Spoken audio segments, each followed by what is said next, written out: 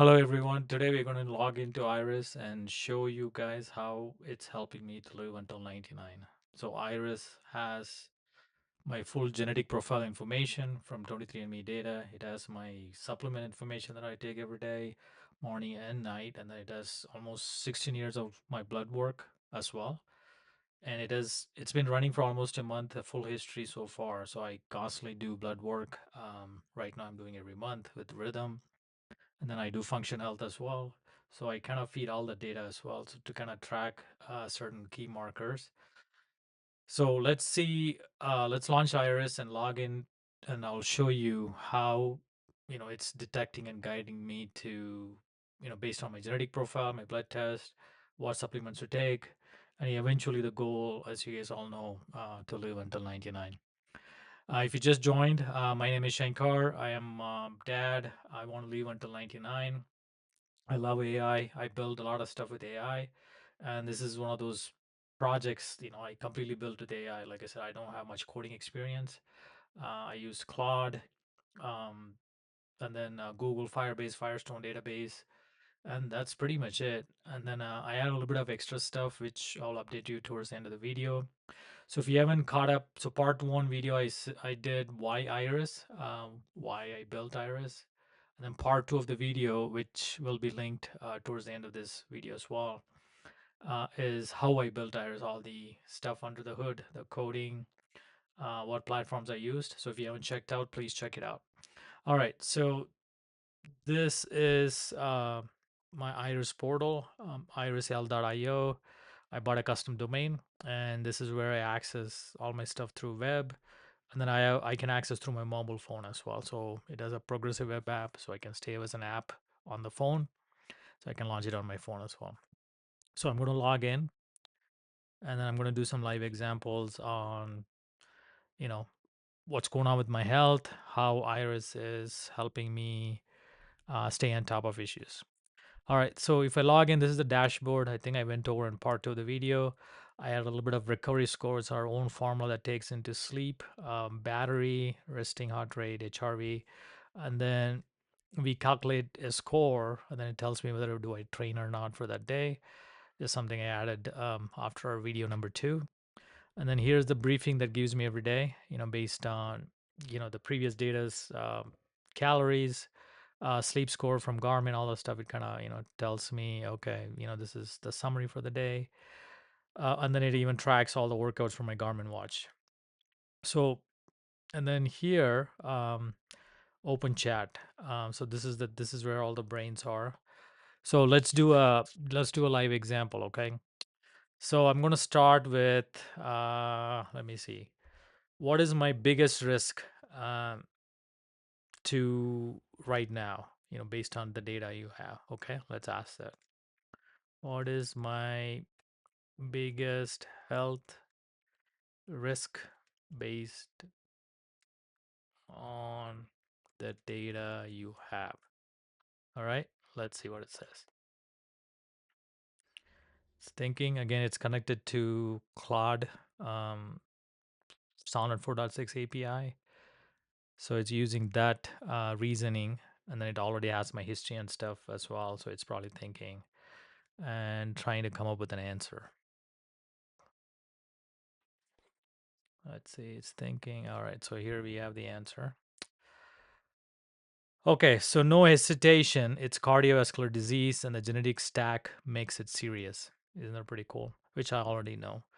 So why it's number one? You have a rare and unlucky combination of four independent lipid risk genes all working against you simultaneously.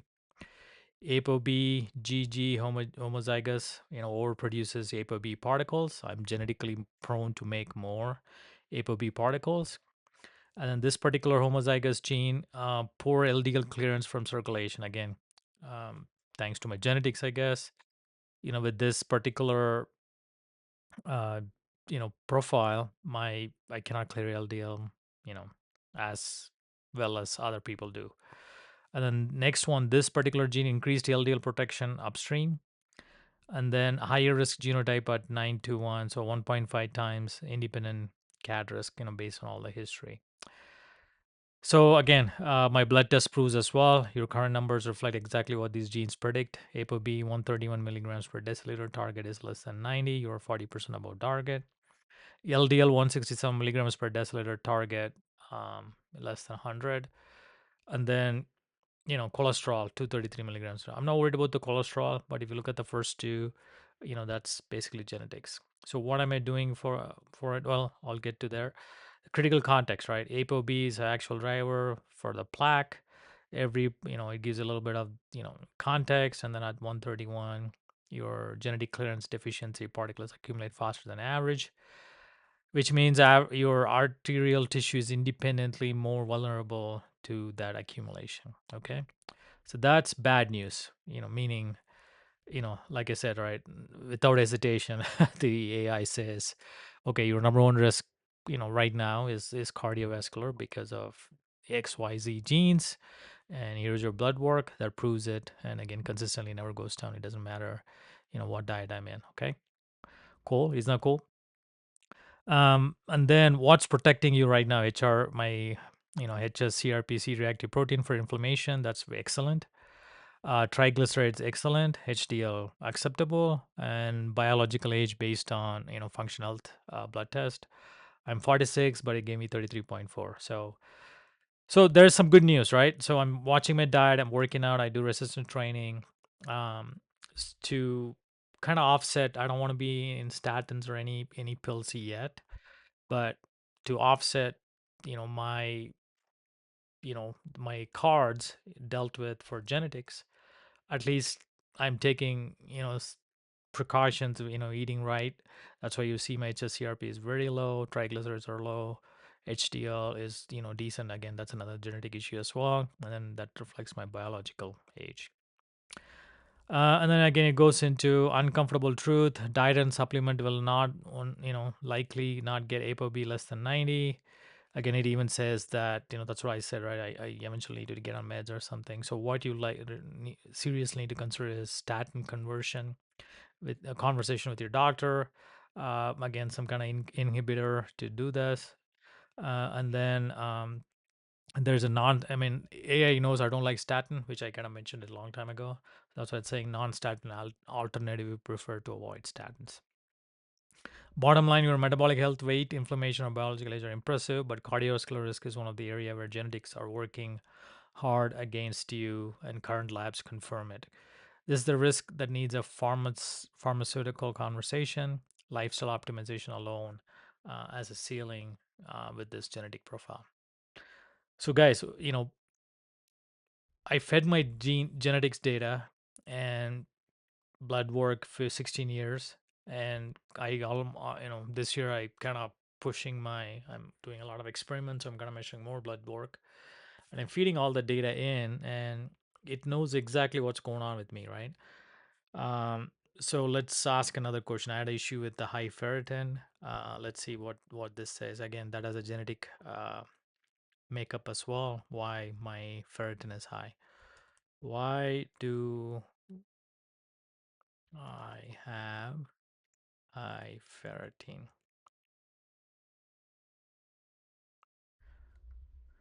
By the way, blood ferritin is essential. Obviously, everybody needs iron, and then that's how it transport oxygen, all kinds of stuff. So low iron, you feel weak. For me, I have too much.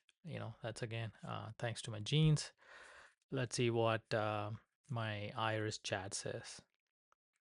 Again, if you don't know, I named Iris after my daughter. While it's thinking, again, I don't, guys, everybody needs to be healthy, right? If you have kids, family, no excuse. Let's see. What does it say? So your ferritin is high because of this genes. You inherited two copies of H63D mutation, one from each parent, thanks to my mom and dad. What this gene does, HFE protein normally acts as a brake on iron absorption in your gut. The H63D mutation makes that brake partially dysfunctional. Your intestine absorbs more iron than your body needs from every meal, and your body has no meaningful way to excrete excess iron. Humans can only lose iron through bleeding, skin cell shedding, and very small amounts in sweat. Result: Iron accumulates silently in your liver, heart, pancreas, and joints over decades. Ferritin is a storage protein. High ferritin reflects iron overload in tissues. Your trajectory. Look at this. I mean, in February it was bad. I kind of knew why because I was eating a lot of red meat. I think, and then I kind of did the test right after that, and then it's kind of like exploded. And then I did a blood donation. It dropped, and then I think another blood donation. So hopefully my goal is to bring it by below 200. So unfortunately, I got to donate at least 2 times a year blood if I need to keep my ferritin in check. Again, this is another insight that AI gave me, right? Otherwise, I would be clueless, kind of moving on with my life. And again, too much ferritin, is toxic to your body, to your joints. And again, it affects your workouts as well, especially joint pain. Your recovery sucks. There's a lot of issues. So do your research. But another thing too is I kind of increased my vitamin C for the last 2 years too. Maybe that's probably why too. So I kind of taken a pause on vitamin C until I bring my ferritin levels down. Again, red meat, I completely lowered it. I mostly eat chicken, fish, and pork, but mostly chicken, yogurt, eggs. That's pretty much it. Red meat, maybe once every 2 weeks, maybe once a week, rarely, but I try to limit myself with the red meat just because of this condition. Again, chronic overload, iron overload issues. You can see liver fibrosis risk, heart, cardiomyopathy, pancreas, insulin resistant joints, arthritis, combined with your cardiovascular genetic risk. Excess iron accelerates, arterial oxidative stress and plaque formation. Again, whole blood donation every 8 weeks religiously, which is what I'm trying to do. I just did one a couple of days ago. Again, this is completely manageable just by blood donation. That's easy. Just go donate whole blood. I use White Talent. I think they're a nationwide chain. I think they bought some other blood donation company. But regardless, I encourage you guys to do too. If you eat a lot of red meat, it's good to do once a year. Check your ferritin. If it's too much, it's not good. If it's too little, it's not good either. So there got to be balance. And again, that's another thing that Iris is keeping in check. Uh, so I hope it was helpful. Again, you guys can build it yourself. Again, guys, the technology is there. AI is enhancing I guess every day. And then on the X, I saw recently a post. This one guy just, I guess decoded his entire genetics in his kitchen. Do you know that would have cost millions and millions of dollars? A long time ago. Now with AI, I think probably 100, $200. That's all he probably would have spent. And then he sequences his entire genome right in his house. That's how crazy the technology is growing. So the point about all this is, right, you need to be healthy. It doesn't matter what advances come to healthcare, but if your base body is not healthy, you're not going to take advantage of it. So that's the whole premise of all my videos. And again, this is part 3 of the build out. This is the last video of the series, part 1, part 2. Part 1 is why iris, part 2 is how I built iris, and part 3 is kind of the live examples I showed you. um, so again, I'm going to be checking this, asking questions, and sometimes very hard to remember why you take certain supplements, why this number is off. So that's why you need to have your own system, right? Doctors don't have any clue. That's one of my motivations, to build my own system, keep feeding it, make it learn, and then help me guide, right? Kind of course correct. If something is off, it'll say, okay, do this, kind of come back. It's always going to be this, it's never going to be a straight line, there's always going to be deviation. So you just need to always course correct, and the quicker the course correct, the better the odds are for you to live until 99, and take advantage of all those you know the advances coming every month, every day. So I hope this video was helpful, and if you guys want more information, leave a comment, and then I'll try to cover more. So the next video, I'm going to talk about maybe blood test, how to read your blood work data, or something along the immediate 3 things I shared with a couple of my friends. to do a quick reset of your health, like the most one of the three critical things. So I don't know. We'll figure all of those things. Sorry, the third video was such a gap. Had a house issue with the flood in the basement. So gotta take care of it. But regardless, the video's out. Hope you guys like it. Hope it inspires you to, number one, live longer, at least for your family, for your kids' sake. Be there for them. Be there for your grandkids. They need us, and you need them. And stay healthy, and let's stay healthy and live until 99. Thank you so much for watching my series, three-part series, and I'll see you guys in the next video. Thank you.